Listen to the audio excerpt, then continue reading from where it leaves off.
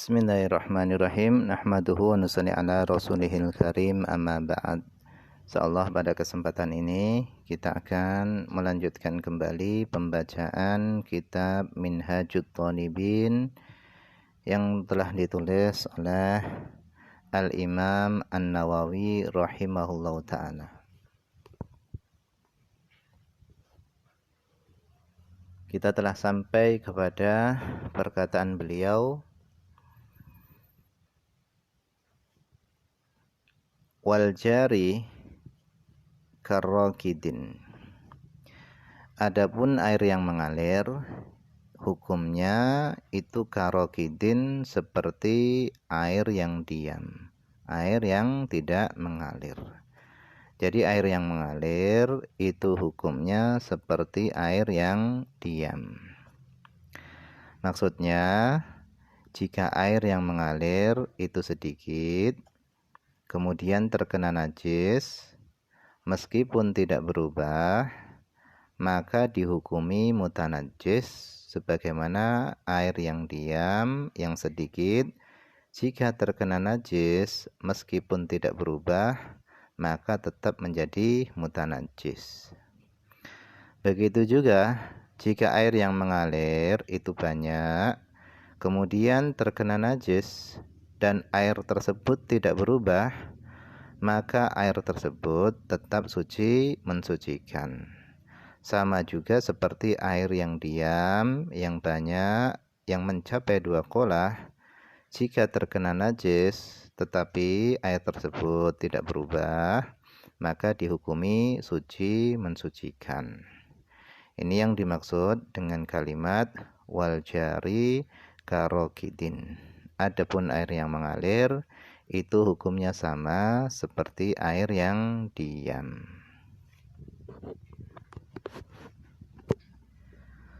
Wa fil qadim, akan tetapi menurut pendapat qaul qadimnya Imam Syafi'i, Imam Syafi'i mengatakan di dalam qaul qadimnya la yanjusu bila taghayyurin. Beliau mengatakan la yanjusu, air tersebut tidak menjadi najis bila taghayyurin, dengan tanpa adanya perubahan. Maksudnya, jika air yang sedikit, yang kurang dari 2 qolah, itu terkena najis, kemudian air tersebut tidak berubah, maka hukumnya tetap suci, mensucikan. Tapi ini menurut qaul qadimnya Imam Asy-Syafi'i. Kemudian wal qullatani, adapun 2 kulah itu sama dengan khamsu mi'ati ritlin baghdadiyin, itu setara dengan 500 ritel Baghdad, takriban, kurang lebih. Fil ashah, menurut pendapat ashah. Artinya jumlah 2 qolah yang setara dengan 500 ritel Baghdad ini bukan tahdidian, bukan ukuran pasti, akan tetapi ini takriban, kurang lebih. Berarti tidak harus pas 500 ritel, akan tapi jika kurang sedikit daripada 500 ritel, maka ini tidak masalah. Ini yang dimaksud dengan takriban.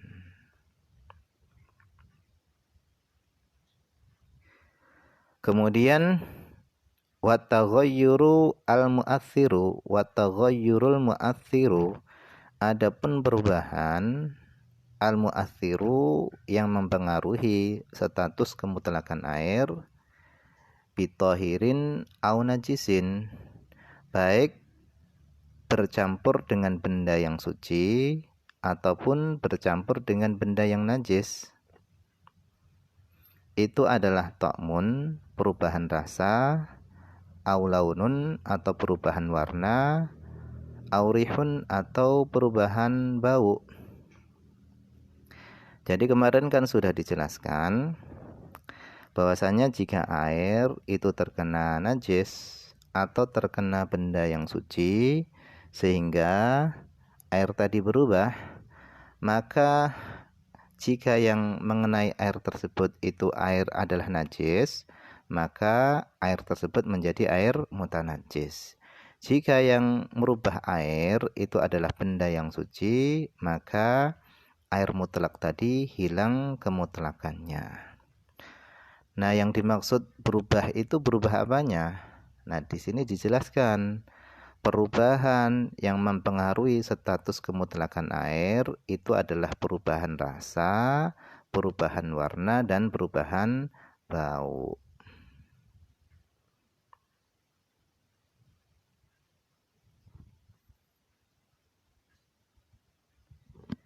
Kemudian walawish tabaha, seandainya menjadi samar, ma'un tohirun binajisin. Yang dimaksud najis di sini adalah air yang najis. Seandainya menjadi samar air yang suci dengan air najis. Maksudnya, jika ada dua wadah, yang satu suci dan yang satu lagi wadah air tadi terkena najis. Kita bingung mana wadah yang suci dan mana yang najis. Maka bagaimana? Maka kata beliau, ijtihada. Maka hendaknya seorang tadi berijtihad menentukan antara dua wadah yang disamarkan tadi. Kemudian setelah dia beristihad, setelah dia menentukan mana air yang dia duga kuat suci, maka watatoharo, maka hendaknya dia bersuci bima dhanna taharatuhu, yaitu dengan air yang dia duga kesuciannya.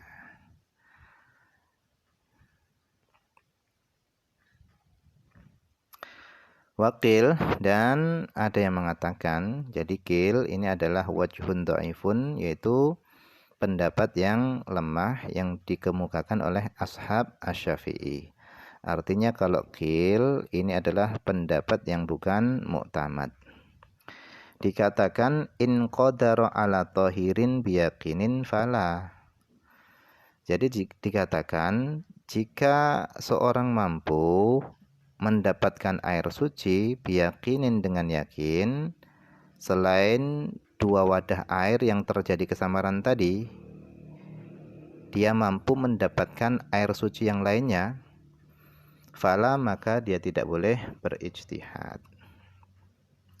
Akan tetapi menurut pendapat yang sahih, meskipun dia mampu mendapatkan air suci secara yakin, dia tetap diperbolehkan ijtihad. Jadi hukumnya boleh.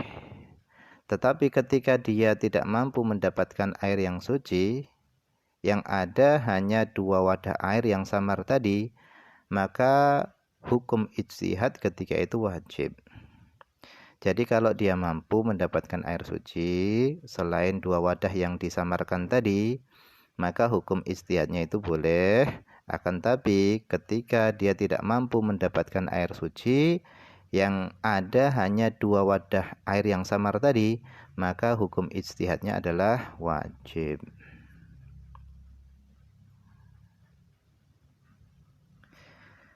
Kemudian wal a'ma kabasirin. Adapun orang yang buta itu kabasirin seperti orang yang melihat. Jadi orang yang buta itu hukumnya seperti orang yang bisa melihat fil adhar menurut pendapat adhar.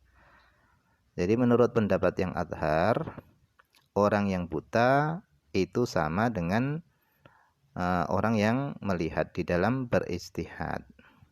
Orang yang bisa melihat itu boleh istihad, orang yang buta pun berlaku hukum ijtihad menurut pendapat azhar.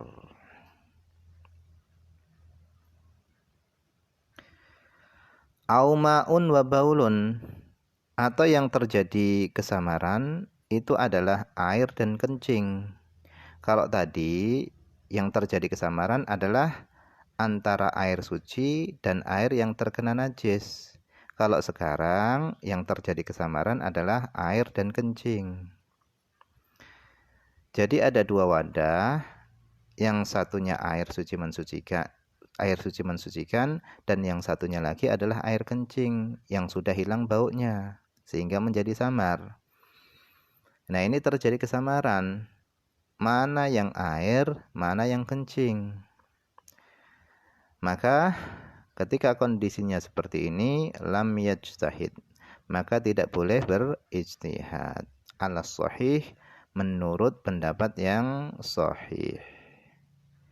Bal akan tapi yukhlaqani akan tapi hendaknya kencing dan air tadi itu dicampur, tsumma yatayammamu, kemudian hendaknya dia bertayamum.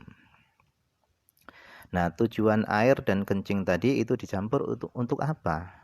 Tujuan air dan kencing tadi itu dicampur itu tujuannya untuk apa? Tujuannya adalah supaya boleh bertayamum. Karena syarat orang yang diperbolehkan melakukan tayamum itu adalah ketika dia menduga tidak adanya air. Sementara ini kan ada air tetapi samar antara kencing dan air. Maka supaya yakin tidak ada air, maka air dan kencingnya tadi itu dicampur sehingga dia diperbolehkan bertayamum.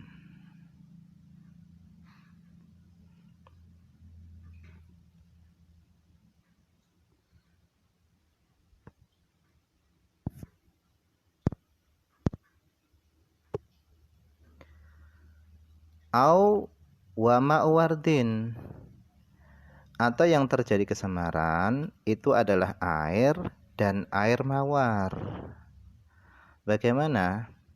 Karena air mawar ini adalah suci dan yang satunya lagi adalah air mutlak, sama-sama suci.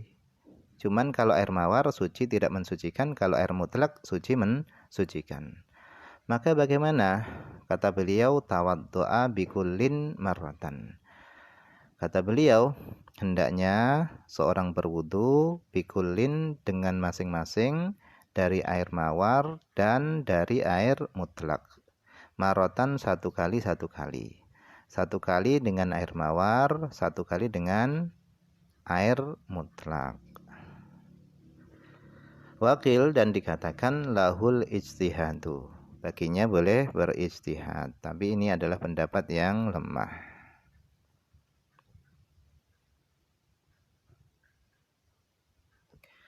Kemudian wa idza istamala ma dhannahu, wa idza dan apabila istamala dia telah menggunakan ma dhannahu air yang dia duga suci, maka hendaknya araqal akhar, hendaknya dia menuangkan atau membuang air yang satunya. Jadi jika ada kesamaran antara dua wadah, yang satu terkena najis, wadah yang satunya tidak terkena najis, maka setelah dia gunakan air yang dia duga suci, maka wadah yang satunya hendaknya dia buang airnya. Fa in tarakahu wa taghayyara dhannuhu, fa in tarakahu, maka jika dia meninggalkan, artinya jika dia tidak membuang wadah yang satunya tadi, wadah yang satunya dia tidak buang, wa taghayyara dhannuhu, dan berubahlah dugaannya, lam ya'mal bitsani, maka tidak boleh mengamalkan ijtihad yang kedua. Alan nas, sesuai dengan nasnya Imam Asy-Syafi'i. Bal akan tapi yatayammamu, akan tapi hendaknya dia bertayamum bila i'adatin, dengan tanpa mengulangi sholat. Sholatnya tidak perlu diulangi. Fil ashah, menurut pendapat yang ashah.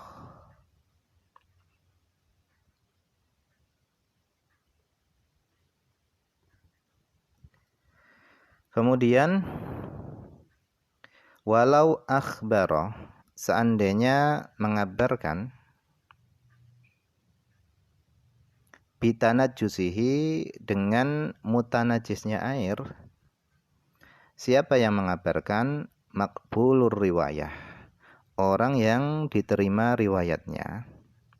Seandainya orang yang diterima riwayatnya dia mengabarkan tentang mutanajisnya air tersebut, wa bayyana sababa, dan dia menjelaskan sebab najisnya air tersebut, au kana faqihan, atau orang yang mengabarkan itu adalah seorang faqih muwafiqan, yang sesuai atau yang sama dengan mazhabnya, i'tamadahu, maka hendaknya dia berpegang kepadanya. Karena kalau beda mazhab itu beda pemahaman. Wallahu a'lam, ini saja yang bisa dibaca pada kesempatan ini. Semoga ada manfaatnya.